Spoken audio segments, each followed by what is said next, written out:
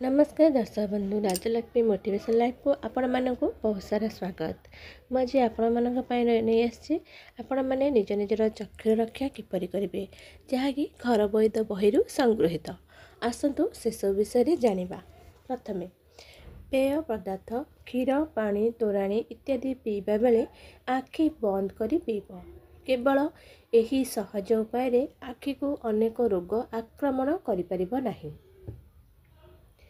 पीवा पूर्व पेय पदार्थ गुंड बा पोक प्रभृति पड़ी कि नहीं देखने आखि बंद करी पीब। 2 सकाळु उठी मुह धोइबा बेले प्रथमे कुळकुंचा पानी रे आखि धोइले आखि को कौनसी रोग आक्रमण करे नहीं। 3 दिवा और रात्र भोजन पर मुह धोइबा बेले पाटी रे यथेष्ट पानी रखी कुळकुंचा करू करू आखिपता उपरे अंततः 15 कि 20 थर ठंडा पानी छाटिले आखि को कौनसी रोग सहजरे आक्रमण करे नहीं। 4 खूब उज्जवल आलोक बा खूब कम आलोक रे पाठ पढ़िब नहीं। 5 कदापि आखिरे गरम सेक देब नहीं।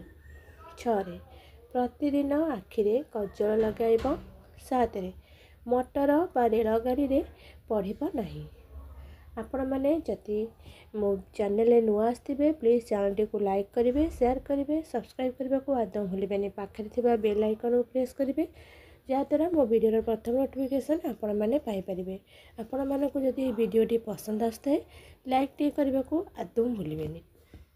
8 नंबर विषय दिन में पढ़ा बेले जेपरी सूर्य आलोक बही उपरे न पड़े एवं राति रे पढ़िया बेले आलोक जेपरी पछपटू कांध उपर दे आसे सेहीपरि पढ़िब।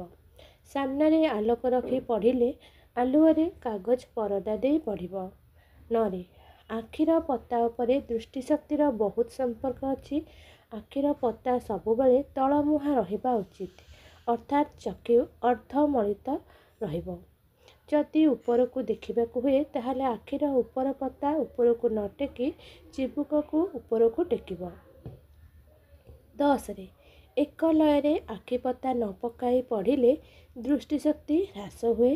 पढ़ुथिबा समय मिनिट रे अंततः 3 ରୁ 4 थर आखि मिटिमिटी करबा उचित। एहा द्वारा पढ़ारे बाधा आसे नहीं। अक्षर को चाही आखि मिटिमिटी करिब नहीं। उदाहरण स्वरूप खंडे धड़ा कागजरे बा धड़ा कांथरे गोटे छोट गोलाकर कला चिन्ह रखी आखिर पता न पकाई एक लय चाही रहिले से कला चिन्ह आस्ते आस्ते लिभि जाई धड़ा वर्ण हो आखिरे जंत्रणा अनुभव कर। 11 पढ़िबा समय बही को चिबुक तले रखिबा उचित ताहाले आखिर पता टेकिबाकू हेब नाही। 12 शोईकरी पढ़िबा समय मुंड को उच्च तकिया उपरे रखी पढ़िब। 13 बहुत समय सिलाई काम कला परे स्त्री लोक मानकर मुंड बुलाई थाए तार कारण एक लय सिलाई कला बेले आखि मिटिमिटी करती नहीं। 14 सूर्य किरण द्वारा नाना प्रकार चक्षु रोग आश्चर्य भाव आरोग्य हुए। सकाळे जेतेबेले सूर्य किरण प्रखर नुहे सेतेबेले सूर्य आड़ को मुह करी स्थिर भाव में बस आखि मुद शरीर को धीरे धीरे एपाख सेपाख संचालन कर।